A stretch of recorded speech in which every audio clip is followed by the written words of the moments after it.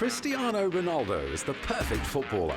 He's a natural leader on the field with his inspiring runs, powerful strikes and uncanny ability to find the back of the net. Despite his tender age, he leads his club side, Manchester United, to victory on countless occasions with ease. Off the field, he is the ultimate marketing machine. His brilliant game style encourages the younger fans to mimic him in every way, from buying Cristiano Ronaldo boots to copying his hairstyle. Even fully grown men have been known to go weak at the knees upon brushing shoulders with the Portuguese Prodigy. And let's not forget the fawning female fans who love to watch the baby-faced midfielder tear apart a trembling defence.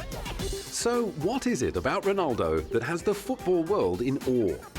Throughout this programme, we chart the young superstar's career and achievements to date. We check on his track record with clubs and fans and delve into the scandals that sometimes threaten to derail his brilliant career.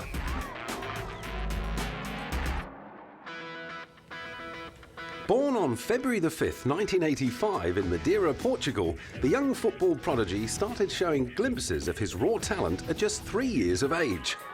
His passion and natural talent for the game were obvious, and at 12, Ronaldo went on a 3-day trial with Sporting Lisbon, who signed him for an undisclosed sum.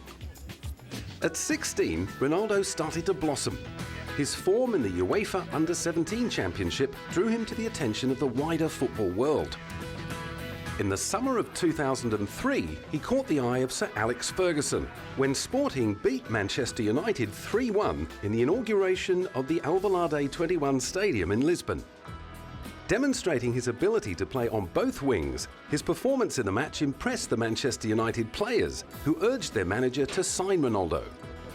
By mid-August, Ronaldo had joined the English Premier League powerhouse for a transfer fee of €22.2 million.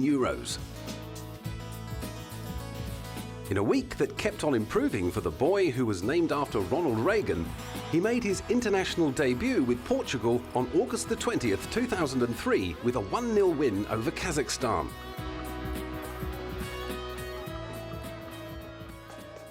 With his awkward teenage years behind him, Ronaldo was beginning to make good on the incredible potential his coaches saw.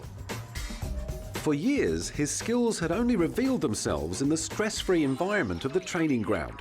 But finally, Ronaldo was able to call upon them when he needed them most in an international game. After a steady performance in his first senior match for Portugal, he was picked to play in Europe's most prestigious international tournament, the European Cup. Not only was this his first international tournament, it also offered him the thrill of playing to packed stadiums in his home country, which was hosting the tournament for the first time. In his first appearance and Portugal's first game of the tournament, Ronaldo rose to the challenge. When he got the better of the Greek defence to score a sizzling goal, the home crowd erupted, and despite eventually going down 2-1, Portugal had gained a young superstar with the confidence to play on the big stage, and Ronaldo had learned how to score in high-pressure situations, a lesson he has never forgotten. For the remainder of the tournament, he continued to impress. His confidence was on the rise, and he proved that he belonged. In Portugal's semi-final clash with the Netherlands, Ronaldo was able to step up and embrace the big occasion.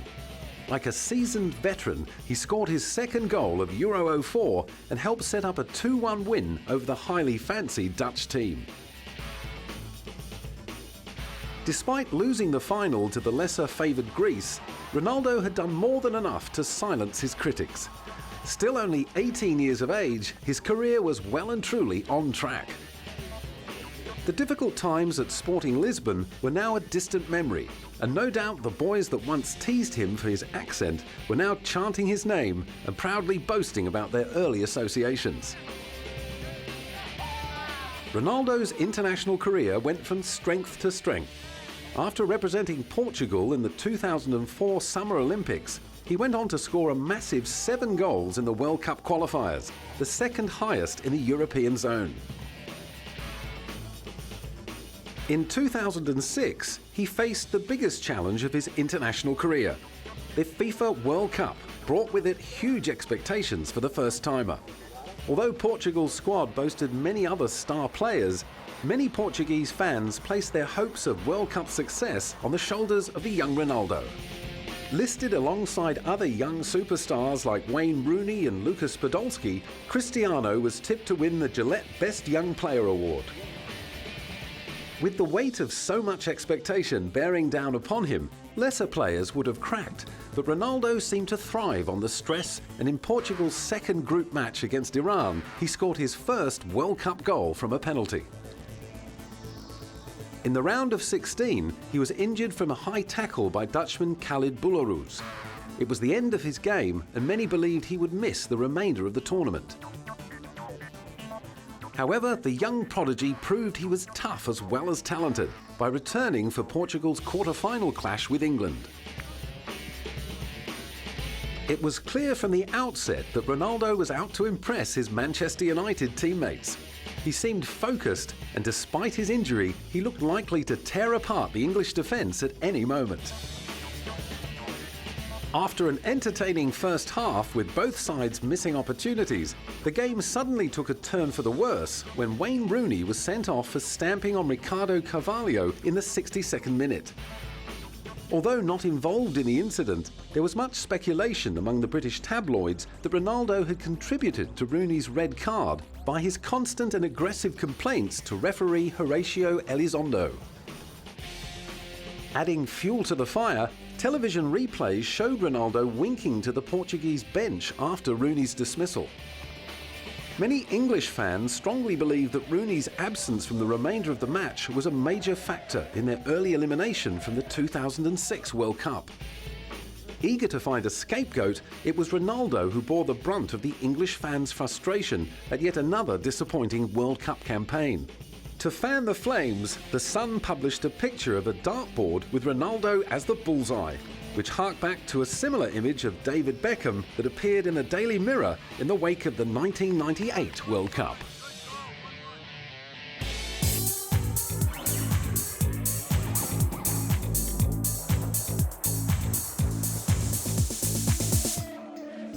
Not surprisingly, the aggression of the English fans towards Ronaldo raised doubts about his future with Man United. In fact, he told supporters that he was keen to move on, as he felt the circumstances were not right to keep playing there. To make matters worse, in Portugal's semi-final clash against France, Ronaldo was booed and harassed by French fans who had jumped on the England bandwagon. Despite this, his Portuguese fans and fellow teammates were behind Ronaldo every step of the way. Não, acho que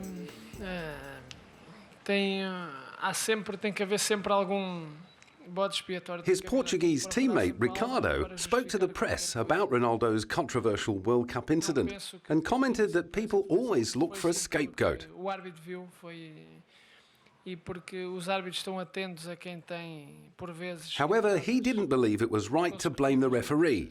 It was a clear red card, and that's how he saw it. Maldade, mas se calhar de algum excesso de violência. E o árbitro viu aquilo que se passou e expulsou nada. With his mind made up, it took some persuasive words from Sir Alex Ferguson and Man United assistant manager Carlos Queiroz, as well as a heartfelt plea from Wayne Rooney to keep Cristiano Ronaldo from deserting the Red Devils. That, however, wasn't to be the end of the incident. Just to twist the knife a little deeper, England fans mounted an email campaign against Ronaldo, and despite playing brilliantly throughout the tournament, he failed to win the FIFA Best Young Player Award. Ultimately, it was Lucas Podolski who took out the honours, and although no one disputes that the German had a fantastic tournament, even Podolski had to admit he wouldn't have won the award if it had not been for the controversy over Wayne Rooney's red card. Losing such a prestigious honour over an incident where there was little to no evidence to support the claims of either party may have seemed a high price to pay. However, Ronaldo was no doubt consoled and comforted by the more experienced players around him, such as his hero, former World Player of the Year and Portuguese teammate Luís Figo. Figo, who is now coming towards the end of his football career, is the perfect role model or mentor for the young Ronaldo. Playing a similar game off the right wing, his inspiring contribution to the game has seldom been marred by controversy. Often compared to the great Eusebio, Figo is renowned for being a gentleman both on and off the field, and his career path provides a shining example for younger players like Ronaldo to follow.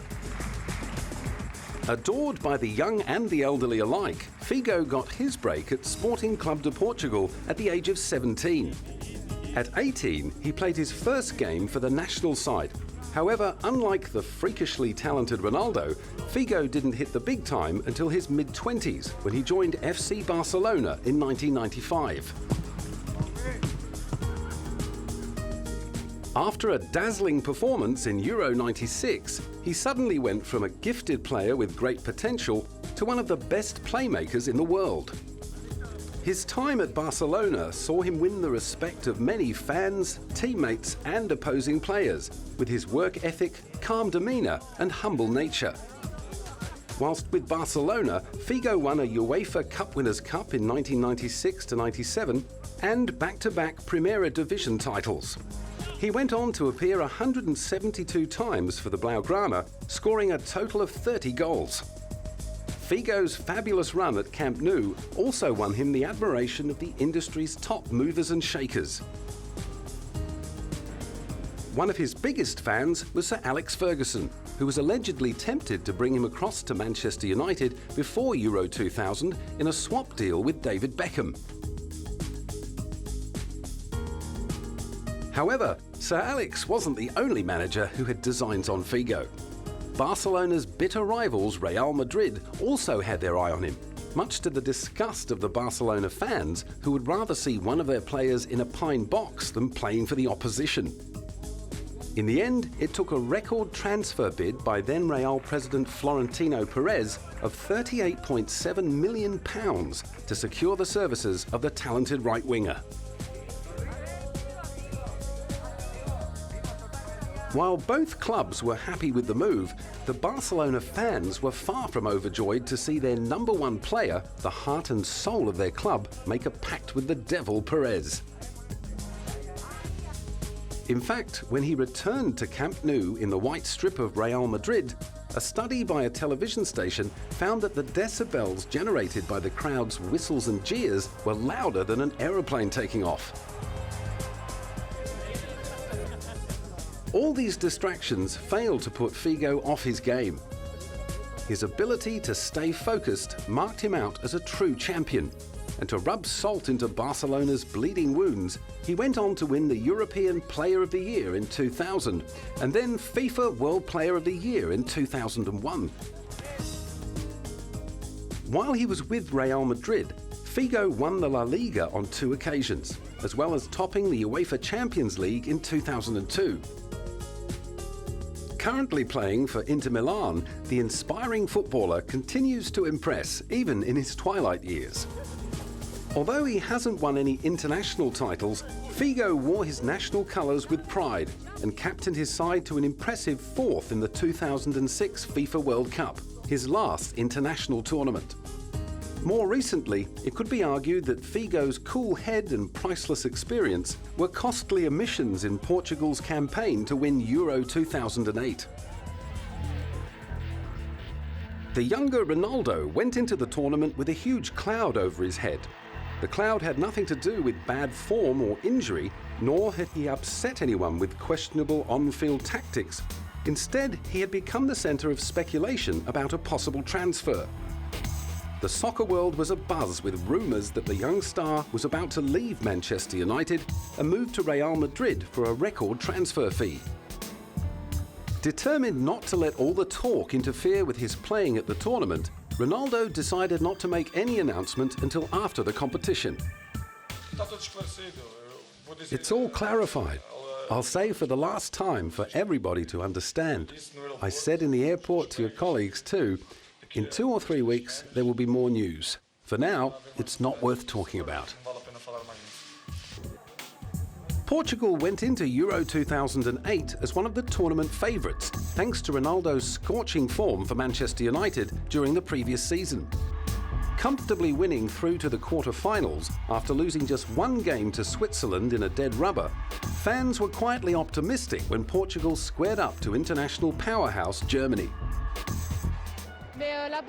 The ball is round for all teams during 90 minutes, so anything can happen.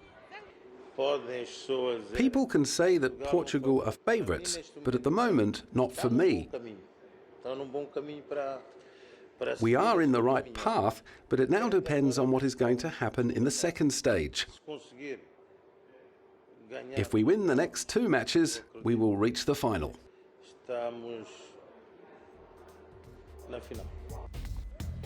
Despite trying to ignore the mounting pressure from the media regarding his possible transfer, Ronaldo never quite got on top of his game, finding the back of the net only once throughout the tournament. Perhaps if Figo had been on the team, Ronaldo would have found enough stability and inspiration in his mentorship to kick his way out of the doldrums. As it was, there was no escaping the fact that the 23-year-old prodigy had plenty to think about. No doubt he was spending lots of time reflecting on how much his life had changed in the 5 years since he signed with Manchester United.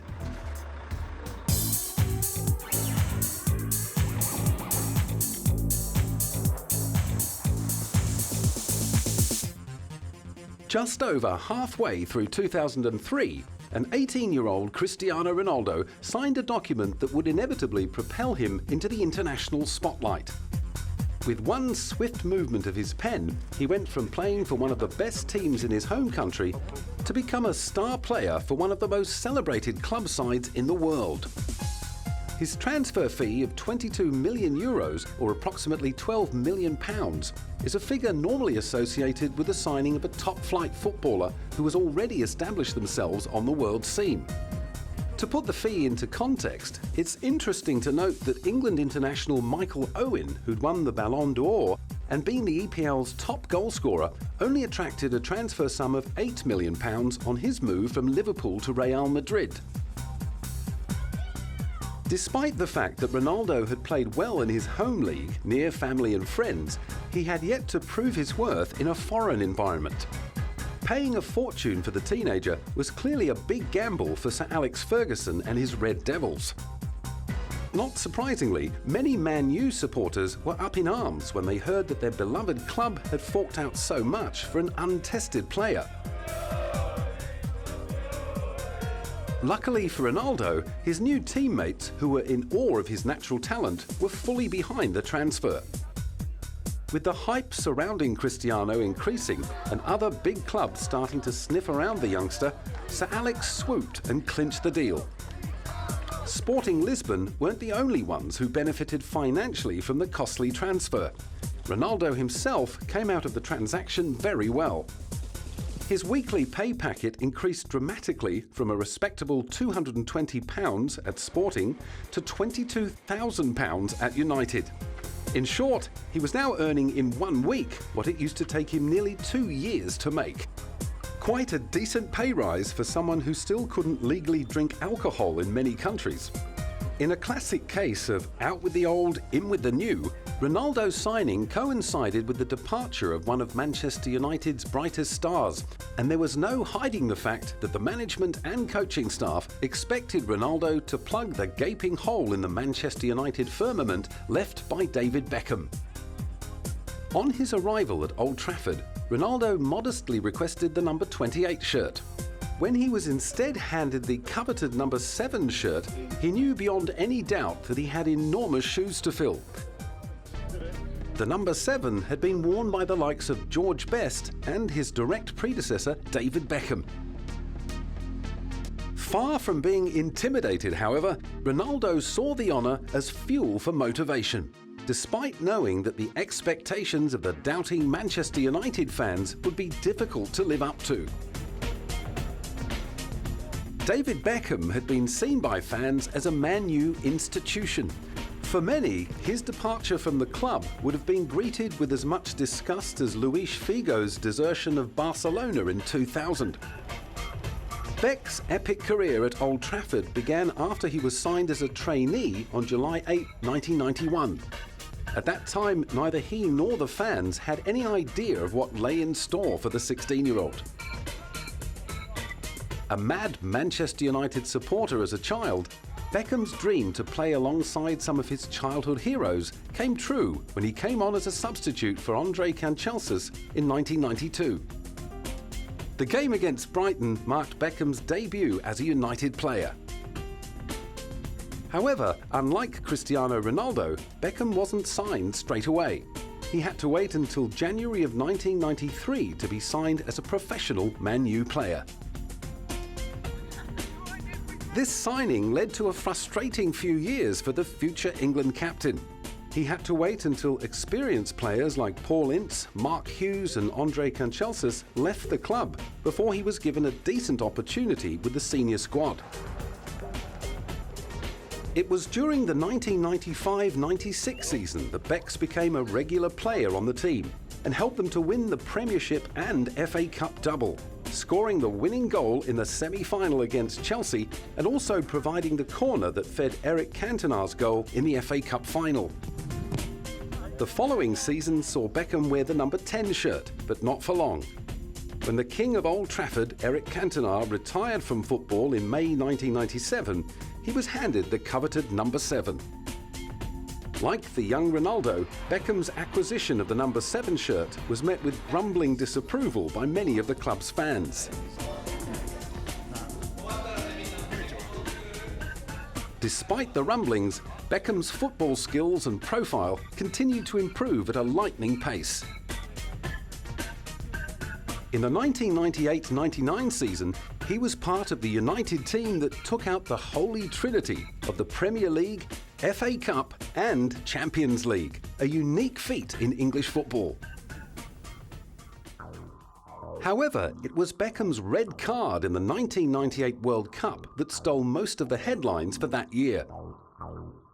Like Cristiano Ronaldo in 2006, Beckham's 1998 World Cup campaign was shrouded with controversy. Many supporters and journalists blamed Beckham for England's elimination from the World Cup, even though he had clearly been a victim of a poor refereeing decision. To make matters worse, Beckham also received death threats after the World Cup, and rumours started to speculate that he would have to move overseas to continue his football career. To his and his family's credit, Beck stayed strong and played for nearly another 5 years with his much-loved Manchester United. During his time with Man U, he made 265 Premier League appearances for United and scored 61 goals. He also made 81 Champions League appearances, scoring 15 goals. Beckham won 6 Premiership titles, 2 FA Cups, 1 European Cup, 1 Intercontinental Cup, and 1 FA Youth Cup in the space of 12 years. Ultimately, it was Beckham's ever-increasing fame outside the game that led to his transfer to Real Madrid on July 1st, 2003. The rumour mill suggested that Sir Alex grew tired of Beckham's inability to commit 100% to his football, and as tension grew between the two, they both agreed a transfer was the best solution. Despite his dislike for Beckham's extracurricular activities, Alex Ferguson would no doubt miss the attention that he had brought to Man United. Recognised as the most marketable sportsperson on the planet, Beckham did a lot more for the Red Devils than just play football. There was his global profile and the sheer revenue that the Beckham brand brings to anything it attaches its name to. With Beckham on board, the club could count on crowd numbers, merchandise sales, and even television ratings to skyrocket. And that kind of value is worth paying the big bucks for, whether or not he can kick a ball. His popularity around the world is unsurpassed. This enabled his club side to market itself to areas of the globe that they'd never been able to reach in the past. His rock star following throughout Asia is a multi-million-dollar industry in itself. obsessed Japanese and Chinese fans will buy almost anything bearing their beloved Beckham's face or name. In early 2008, a Chinese manufacturer named a range of condoms after the soccer superstar. According to the brand's marketing spiel, buying a packet of these condoms will enable users to score in the bedroom like Becks does on the pitch. Even without securing David Beckham's permission to use his name, the condom is now the market bestseller in China. The magnitude of the Beckham phenomenon sweeping across Asia persuaded mobile phone manufacturer Motorola to jump on board the bandwagon and become a major sponsor. Having seen what Beckham did for former sponsor Vodafone's profile, Motorola hoped its new star would help it make a similar impression on the market. Motorola joined the likes of Adidas, Coty, Emporio Armani, Police, Sharpie and Pepsi as products that Becks currently endorses.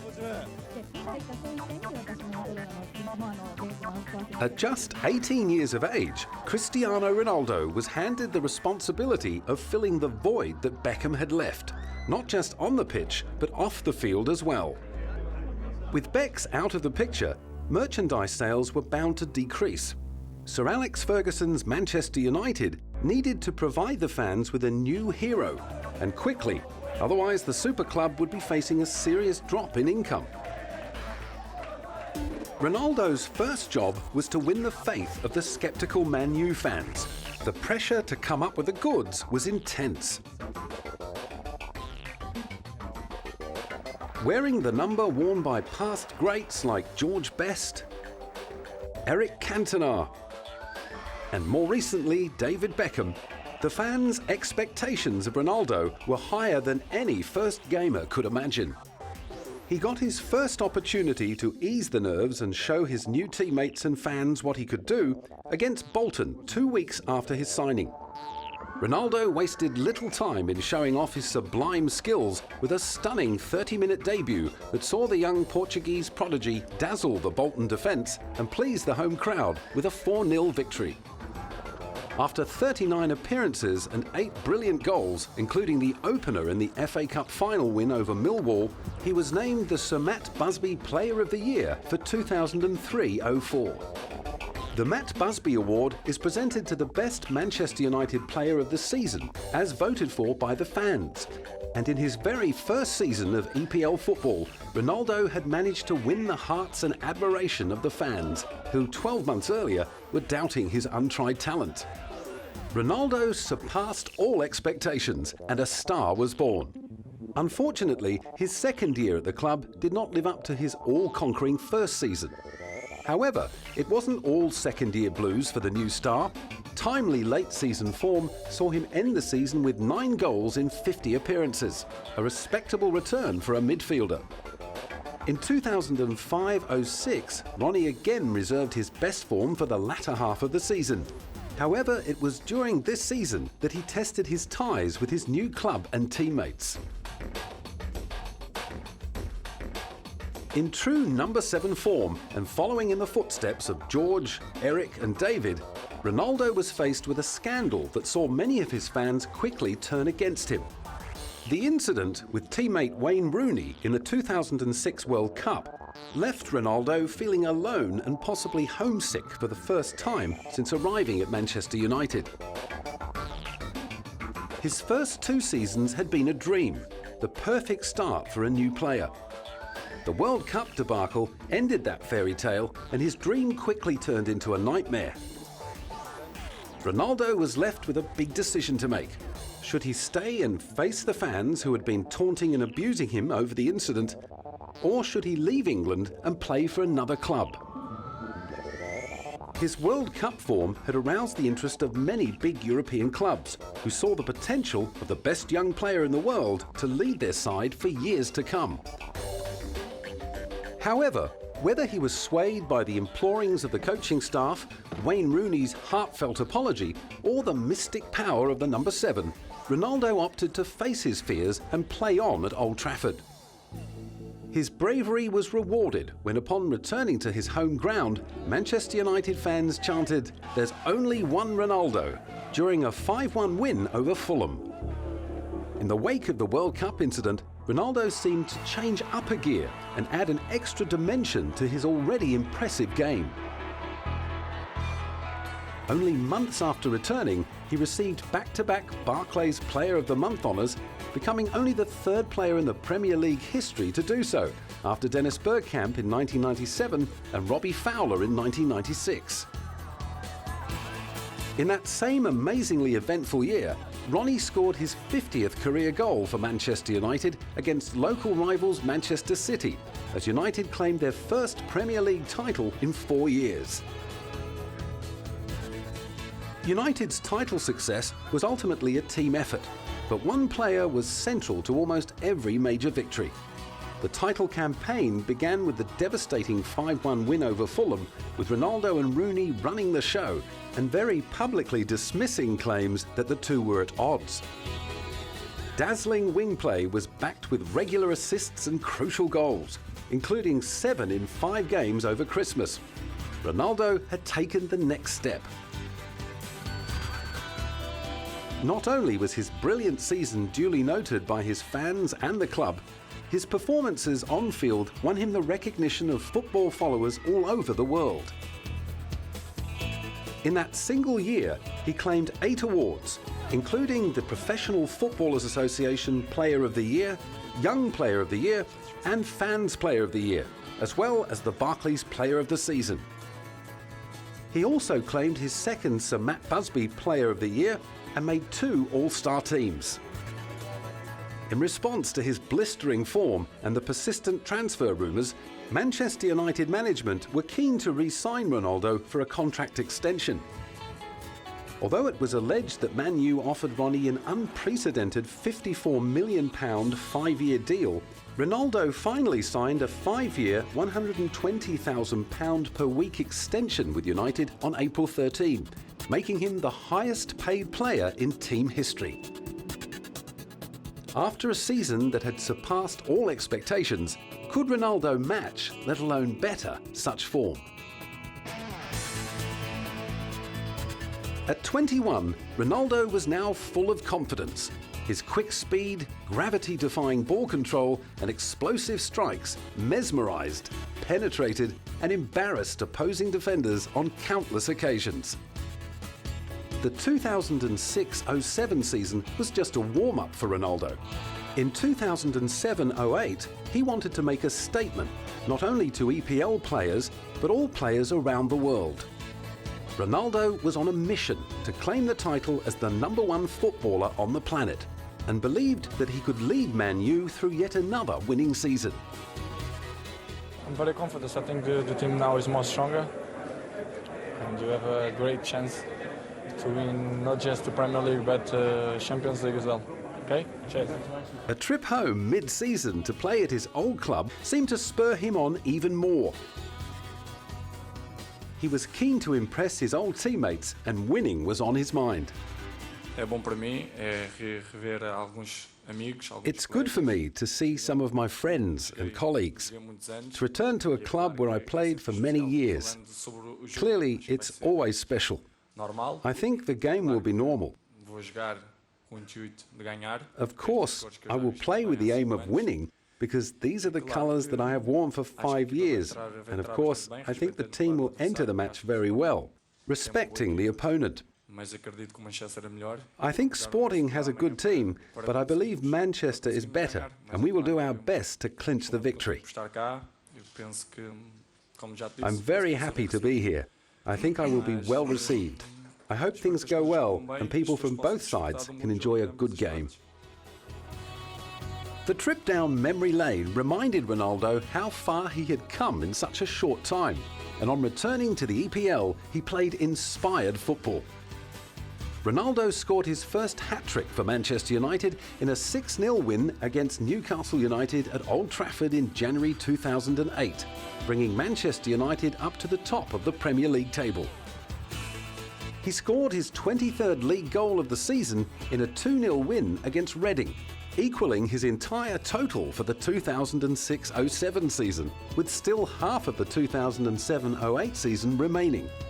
His explosive form befuddled defenders, and plans on how to stop or contain him became a regular topic in changing rooms and at press conferences. Italian defender Paolo Maldini discussed some of the tactics he would use to stop Ronaldo. In any case, it isn't really an issue because we don't man mark. We have a different way of marking. Obviously, Ronaldo is someone who moves around a lot, so we will mark him zonally and he'll be picked up by whoever's close to him. So to a certain extent, he will decide who marks him, depending on which areas of the pitch he goes into. Anyway, I'm still pretty fast, maybe not as fast as I used to be, but I can still get around. On March 19, 2008, Ronaldo captained the team for the very first time in a home win over Bolton, even scoring both goals in the 2-0 victory. The first of the goals was his 33rd of the campaign, which set a new club single-season scoring record by a midfielder. Ronaldo had transformed himself from a threatening winger who scored on the odd occasion to a goal-kicking machine who could outscore the strikers. In the first leg of the 2007-08 Champions League semi-final against Barcelona, Ronaldo made all the difference, despite missing a crucial penalty. Sir Alex was more than pleased with his performance. Maybe asking Wayne Rooney to play a different position and also Jason Park a different type of role from he normally does, put an onus on us more to the defence and the attack. Because I thought in Ronaldo we had the player who could win the match. He was an absolute threat the whole night for us, and I think that if we'd have got the better support from him, I think we would have won. Ronaldo waxed fatalistic about the missed penalty. Well, it's not a problem. Sometimes you score, sometimes you miss. I missed today, no problem. If you have a second opportunity in Manchester, if you have a penalty, I try to score again. Well, the football is like that. Sometimes you miss, sometimes you score. Not a problem. In the 2007-08 Champions League final against league rivals Chelsea, Cristiano Ronaldo scored the opening goal after 26 minutes. Less than 20 minutes later, Chelsea equalised and the match ended 1-1 after extra time. Ronaldo, who is usually deadly from the penalty spot, missed again during the penalty shootout and put Chelsea in a position to win the trophy. Fortunately, John Terry shot wide after slipping on the pitch's surface, and Manchester United emerged victorious 6-5 on penalties. Ronaldo was named the UEFA Fans Man of the Match and wrapped up the campaign with a career high of 42 goals in all competitions, falling just too short of Ruud van Nistelrooy's team record mark of 44 in 2002-03. Consequently, Ronaldo finished the season with another huge trophy haul, winning the PFA Players Player of the Season, Fans Player of the Season, and the Barclays Player of the Season for the second year running. He also managed his third Sir Matt Busby Player of the Year, as well as winning the Barclays Golden Boot, the UEFA Champions League top scorer, and the European Golden Shoe for finishing with the highest amount of goals scored by a European player in club football. He had also topped the single-season record of 32 goals by a midfielder that had been held for 40 years by a player who shared some striking similarities with Ronaldo. Like Ronaldo, George Best was a football prodigy. He burst onto the scene in the late 60s and took the world by storm with his explosive speed, mesmerising ball control, and ability to score goals from either foot. Playing as a winger, Best, like Ronaldo, scored just as many goals as he set up, redefining the role of the midfielder and making it almost impossible to play on. Along with football legend Bobby Charlton, it was Best who rebuilt the Man United side after the tragic Munich air disaster on February 6, 1958. When scout Bob Bishop discovered him as a 15-year-old, his telegram to Matt Busby, then manager of Manchester United, read simply, "I think I've found you a genius." Best debuted for Manchester United in 1963, and his footballing skills and on-field delivery were never called into question. Unfortunately, however, it was what Best got up to off the pitch that started raising serious doubts. Perhaps there were just too many distractions. A year after he signed with Man U, the BBC launched a weekly TV programme called Match of the Day. And unlike earlier champions, whose celebrity had been confined to pictures in the papers, Best's goals and good looks were broadcast to millions. Television made him football's first superstar. He was sought after for everything from appearances on Top of the Pops to this charity match against a team of models. Best became known for playing as hard off the pitch as he did on. His partying ways hit the headlines and he lapped up the attention. Despite his rock star celebrity, he continued to play well on the pitch. Well, at least at first. In the 1967-68 season, Best helped his club side win the European Cup at Wembley Stadium, scoring in their 4-1 demolition of Benfica. Best was also named the 1968 European Footballer of the Year at just 22 years of age. Demonstrating the same sort of prodigious talent that Ronaldo shows today, Best had the world at his feet, and his career could have gone through the roof. Unfortunately, it was all downhill from then on. The steady decline of his interest in football coincided with his increasing commitment to partying, and before he knew it, he was no longer the best. At 26, just 4 years after that famous night at Wembley, he decided to leave Manchester United. Although he tried to make comebacks, George Best's serious playing years were behind him. After battling with alcoholism most of his life, he sadly lost his battle in 2005. He died aged 59. George Best's famous fall from grace has served as an effective warning to many players who have had fame and fortune thrust upon them at a young age. While Ronaldo has so far managed to keep a grip on his footballing career, he does share some of George Best's off-field traits.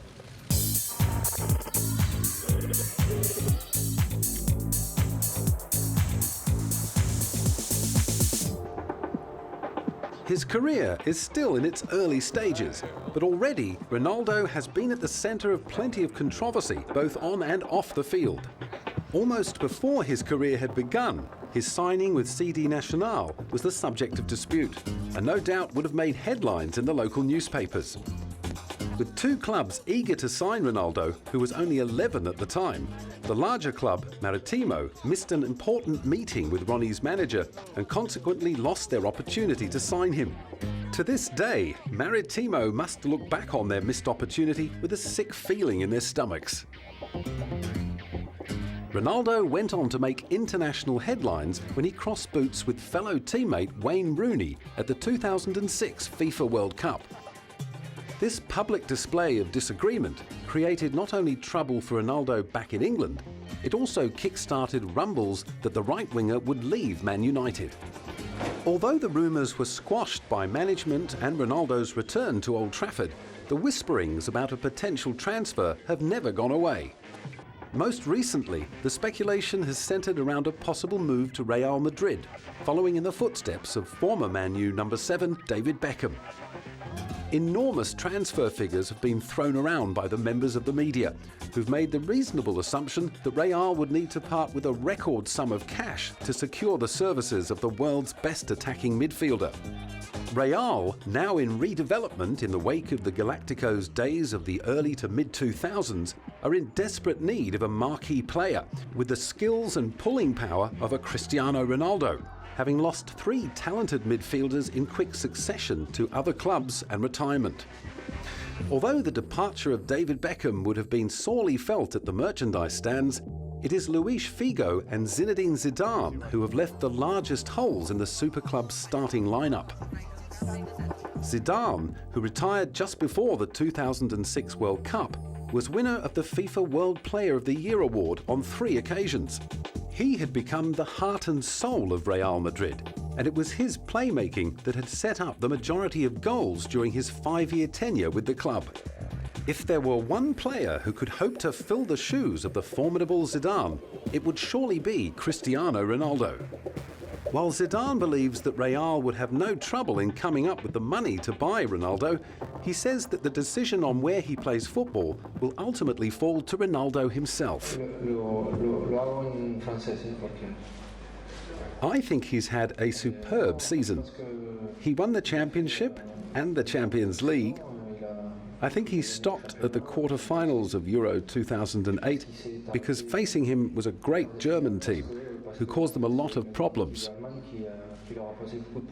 It doesn't take anything away from the success that he's had all year. I think he's not far away from winning the Balon d'Or, and it would be deserved. As for his transfer to Real Madrid, Real would not be frightened of paying a large sum of money because every time in the past when they have wanted a player, they have managed to bring him to Madrid. Obviously, it will be up to the player. If he wants to go, one day or another, he will be at Real Madrid. In 2007-08, Ronaldo scored 42 times from 48 appearances with Man U and set up countless other goals for his teammates. His lightning turn of speed can easily pierce any opposing defence, and combined with his perfect vision, extraordinary imagination and blistering strikes, it's no wonder that Real are keen to see Ronaldo dressed in the all-whites. After Euro 2008, Ronaldo, who was recovering from ankle surgery, was open about the possibility of a transfer. We'll see what happens in the next few days. I enjoyed reading Blatter's words. I can't clear out anything else. Now I just need to recover well. When questioned about his injured ankle, he added, I don't think the injury will have any influence on going to Real Madrid or staying with Manchester United. Despite the media circus surrounding the young Portuguese winger, national coach Luís Filipe Scolari was confident that the extra attention wouldn't affect his game. We are here to support him, no matter what he will decide in the future. He will always be with us. He will always be one of us. With his quality on the pitch and his behaviour off the pitch, you can rest assured Ronaldo will do a great tournament. He doesn't have any personal problems, especially regarding club transfers, to keep him awake at night. Manchester United, who have already lost a few players to Spanish clubs, need to stay on top of their game if they hope to hold on to their #1 star. But how much is he really worth to them? There are no doubts about Ronaldo's recent form on field. As the perpetrator of every defender's worst nightmare, he remains unstoppable. However, off the field, Ronaldo is starting to show a few chinks in his armour. Of course, there is nothing wrong with enjoying a few drinks with friends after a hard day's work, but Ronnie has been known to take it that one step further. Consequently, he has found himself mixed up in some rather unsavoury scandals, much to the delight of the British gutter press. News of the World, an English tabloid renowned for its sensationalist reporting style, labelled the Manchester United player a prostitute-loving soccer ace after an alleged sleazy rendezvous with 2 call girls in Rome. Since being cleared of rape in 2005, the Portuguese winger has consistently found himself in sticky situations off the field. After a win against EPL side Aston Villa in late April of 2008, Ronaldo found himself in hot water again after flying to Rome for a night out. While he was there, he supposedly took a trip to the city's seedy red light district, where he arranged for 2 female escorts to come back with him to his hotel. According to the News of the World, Ronaldo and an unknown friend made the most of their time in Rome. They began their big night out at the notorious Diva Futura Channel Club, where they allegedly indulged in several £120 bottles of champagne, £16 beers, as well as the odd private lap dance. This incident was not entirely out of character for the Manchester United winger. Just 4 months earlier, Ronaldo had been linked to a wild party where 5 prostitutes were hired to entertain him and his Portuguese teammate Nani and Brazilian colleague Anderson. The women involved were keen to sell their story to the English tabloids after their unforgettable night with 3 young soccer superstars.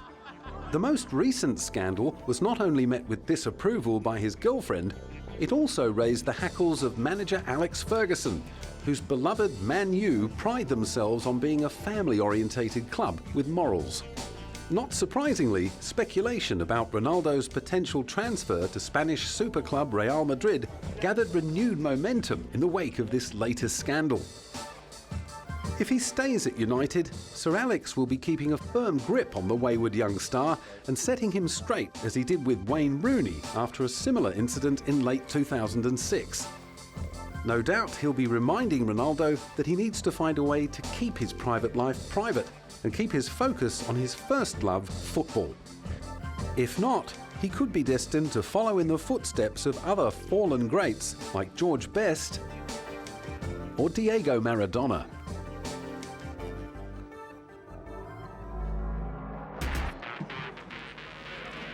With his whole career in front of him, the future looks bright for Cristiano Ronaldo.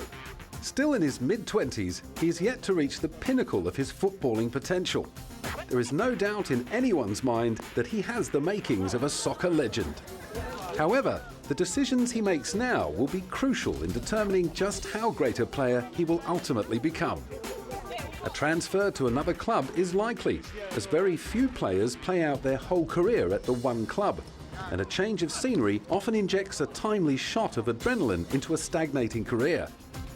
Already breaking records in the EPL and Europe, the first and most important decision Ronaldo needs to make is what he wants from the game. If he is happy with being labelled a great player while still being able to enjoy the off-field perks of his superstar status, then he may take a similar path to the likes of Best and Maradona.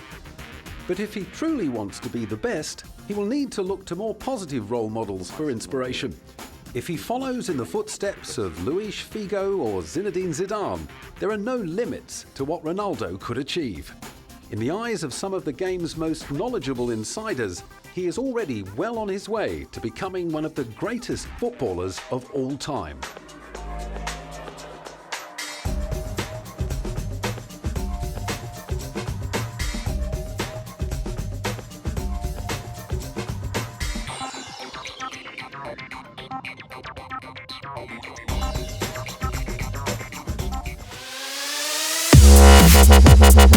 Yeah.